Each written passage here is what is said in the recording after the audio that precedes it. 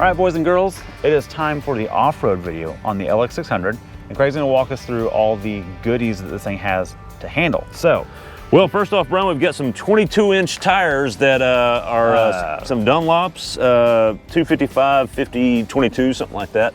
And well, they got some mud on them, but they're very street specific because it's F Sport. So they look good, they handle okay on the street. We'll see how they do on the hill test, and it's raining today. It's a little wet, so I have a feeling that might be a problem. You can get 18s, but we don't get those here. You can see right here, Brian, the approach angle is not great. But wait. But it's okay, we got to fix that. Do you want to show that real quick? Sure. Okay, so what Brian's going to do real quick is this has got active height control. It'll actually, right now it's lowered as low as it can go. It goes down 2 inches from its normal 8-something inches ride height. He's going to start it and raise it, and I want you to see how quick it raises here. Ready? All right, she's coming up. All right, she's coming up, and you can see the gap in the wheel there, and it moves pretty quick. It'll do the front, and then it'll do the back. What's really neat is when it's done, it actually will go up an additional 7 inches. So you've got a pretty good range. It'll go up 7 and down 2. So, Brian, it looks like we're at our maximum height there. Is that correct? That's it, yes sir. So you can see now these approach angles. I'll hand this back to Brian here. Now we've got a approach angle of 25 degrees, and believe it or not, this will actually get us over our obstacle on our hill test. At least we think it will. We're about positive it will. We'll check that here in a minute. So now you can get over some things. Yeah, you got a big front chin, but with this height, it's okay. In fact, in the owner's manual, it recommends H2 setting, which is what this is in for dirt roads, rough dirt roads. It recommends H1 for just regular dirt roads, and it recommends normal for everything else. Also has an easy access mode, so when you park it, turn the car off, it'll go to the lower height. Pretty cool. And you can hear it running right now, right? So it's yeah. hydrodynamic. There's also an air compressor and an oil pump. Pretty cool. Pretty cool. As far as that goes, the rest of it, breakover angle is 20 degrees. So we're gonna, it's better than a Tundra. It's got a little bit shorter wheelbase, and so that'll help on our obstacle that we take it over. And then in the rear, the departure angle is 23 degrees. Not the best, it sticks out a little bit, but this is where it is better than a Sequoia. It's gonna have a little better departure angle than so it's a little bit stubbier on the rear. Yes. So nothing to hang up on. And also F Sport, what does that give you that would help on off-road actually? It does give you a Torsen limited slip rear axle, not just a center lock. I mean, there's not a locker in the back, but that does help some. But it's Torsen, it's not open. Right. And then what is the center on all of them? It's a center diff lock, a Torsen center diff lock on all these. This one comes with that as well. And it can be locked fully as well. So can be locked fully. The center can be full. Okay. So man, I think it's time we. Well, why don't you go inside and show us some of the goodies, the off-road goodies, how you access these. So we've got multi-terrain select. Toyota's famous for the MTS and all that fun stuff, and we also got some other goodies. Not the full package that the International Land Cruiser 300 series gets, but there's still some goodies here. Brian, why don't you show us some of those? All right, so we have your drive mode selects are all right here. These are all your drive modes. Right now we're in drive mode, which allows you to change from normal to sport, sport plus, custom, but that's all for the road. If you're going off-road, you toggle it to MTS. And now that becomes dirt. You've got auto, dirt, sand, mud, and deep snow. I see we got pictures to show you, so you know. It's got pictures to show you, and also this scale right here, that's your ride height. So as I lower it, watch, I'm hitting buttons, look at it here on the screen. It's going down to the lowest setting, and the truck, if you close the door, which is open now, I won't do it, it'll actually drop down to the lowest ride height. So that's how that's adjusted. And also certain drive modes will dictate which one you're in. You also have a brake meter and accelerator gauge. When you turn the wheel, it's very immediate to tell you when that wheel is spinning. Something else that's kind of cool, if you actually lose traction, this wheel, or actually through that silhouette, the outside wheels will glow orange if they're spinning, which is pretty cool. And then obviously you have the inclinometer, which doesn't actually tell you the hill up and down, but it does tell you pitch left and right. And we're told by Toyota that you can actually go up a 45-degree angle. That doesn't, look, internet, that doesn't sound like much. That's big. That's a big incline. Most of your hill climbs are about 23 degrees at these like press launch events. Our hill climb is what was it, 25, somewhere around there. It's 20, I think it was 21 static, and then on the actual step, it was like 45, 46. That's right, that's right. Right, so which is where your approach angle comes in. Yes. That's what this hill test is all about. approach departure. Brian, there's another button over here you didn't talk about. What's that? Oh man, thank you. I'm glad you're here. That is crawl control. And so that's how you establish your speed for your hill descent and also your crawl control. So that's your, like Toyota will use on the Tundra as well. It'll actually, it's off-road cruise control effectively. You can let this thing climb the hill on its own. And if this is anything like the Tundra, it'll be much smoother than the older generation Tacomas and 4Runners have.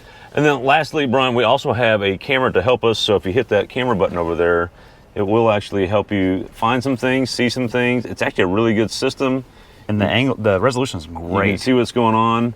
Doesn't really help in off-road mode, but when you back up, you can it'll show you what's behind you, which is really neat. I'm gonna turn this off right here. Let's go to road mode. Yeah. So now it's showing you.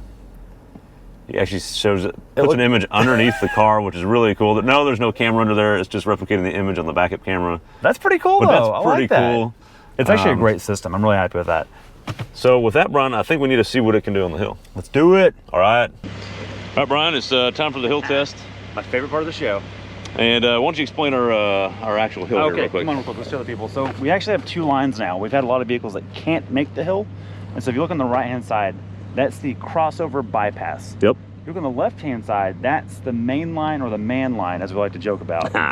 This is actually measured. It's a static average 21-degree climb, which doesn't sound like much, but you feel like you're looking at the sky most of the time. But then there's a little step right here. Right, yeah, let's come here and show them. So this step right here, we've had a bunch of rain, and so a lot of rocks have moved. So this is usually like dusty, loose rock. Today it's gonna be a little stickier, but there's a little mud to it. And the step will be slippery. And so this thing's always evolving, always changing. And as we get cars stuck here, you can tell, we'll burn them in a little bit, and then the hill just changes a little bit. This step is a 46-degree climb from here to here.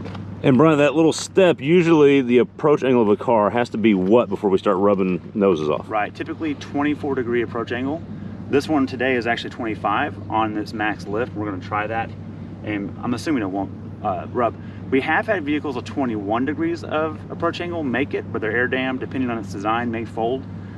If it doesn't fold, then we usually stop. You see us stop on a lot of crossovers because there's not something forgiving down there. Or the all-wheel drive system is not fine-tuned enough that it's too, you have to go up it too rough, and then it just tears stuff up. It's just bashful. And look, we have to get these cars back to the brands. That's why we do that. We have learned, we have a very elite short list of vehicles that can go up without four-wheel drive on this hill. Right. And that requires a 33-inch tire and a ton of suspension travel. Yep. Or something like a Raptor with 35 inches and medium travel. Right. Actually, the Trimmer had the most travel. It could just rock hop its way up here and never scrape a thing. But almost everything else, actually everything else is needed for all-wheel drive or four-wheel drive. Right. And low range helps right here. If you walk up on this thing, you don't have speed, it'll just bog. You have to have low range, or you have to have a little bit of momentum. You have to bump it a little bit. Exactly. Yeah. So let's see what you do. All right. All right, so it's time to see if we can make it up the big one. One thing we do have going against it is these street tires we've already talked about. Not real grippy. So, Brian, we've got our goodies we've talked about, and what are we going to attempt here? We got our crossover bypass route if we need to, but we don't think we need that because we have low range and we have enough height. Exactly. I'm a little conflicted because usually on something like this, there's going to be a rock mode, and there's not. So we have dirt, sand, mud, snow, and auto. I'm going to go auto, but I'm going to dip it in to 4 low because we know that's what we just know we're going to want that. Makes things a little smoother. Right. Now, not that we couldn't, let's see here. There we go, we're in 4 low.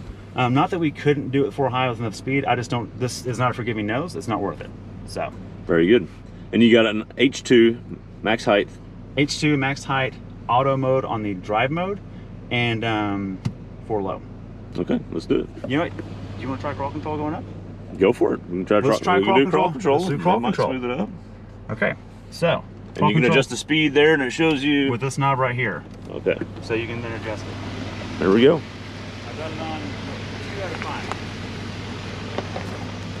5. He's got it on 2 out of 5 on the crawl control. And so far it's doing good. It's not hiccuping. Very similar to the Tundra. It's just smooth. You don't hear the ABS going crazy like it did in the previous generations with the 4Runner or any other Toyota 4-wheel drive. And again, here we are, about 21 degrees, nothing crazy yet. He's got a max height mode, and we're gonna walk him up through it. We're coming up to the step, and then we're right at the step. Let's see the clearance. There's where that 25 degrees and the height helps. Let's see if crawl control can continue going up. Again, for low and crawl control. Doing good. All right, stop. And the next problem we'll have here is the breakover. Only 20 degrees here. Well, we'll see the here. Shorter wheelbase in the Tundra. The Tundra we scraped a little bit, and you can see the angle there. Let's continue to see what happens. Ooh, looks like it's got it. Crawl control is figuring out the step here, and there's where the tires are failing us. Gonna turn the wheels a little bit, see if that'll help. Looks like it's just struggling with grip. It's got all the angles.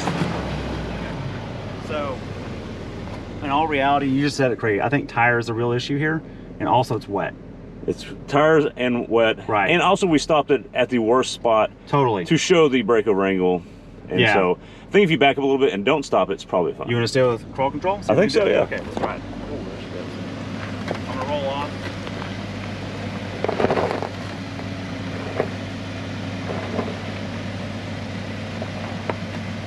You want to stop it before it goes down, right? I don't want it to come down. Right. Good. I'm on the brake. Okay, go forward now.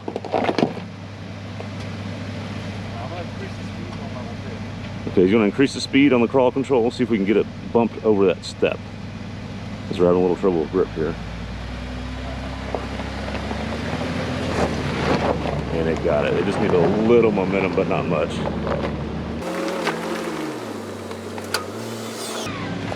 All right, Brian. Well, that's what they're talking about. This is an actual off-road machine. It really is. Even though it has a Lexus badge, don't let it fool you. What happened when we got to that step? Well, I put it up to, with a little, when I didn't stop on the obstacle and then increased the speed, it had enough momentum on its own to go up. And additionally, I just want to commit that the ride height is what makes this work. And so many of the vehicles we take up here we have to bypass because of the clearance in the nose. Right. So it has some real chops. Also, there's mud mode. I think we should wrap this video with some footage of that. And that's really it. Thanks for watching. If you like these off-road videos, let us know in the comments. And if you have any requests for something else to go up here, we'll do it. Let us know.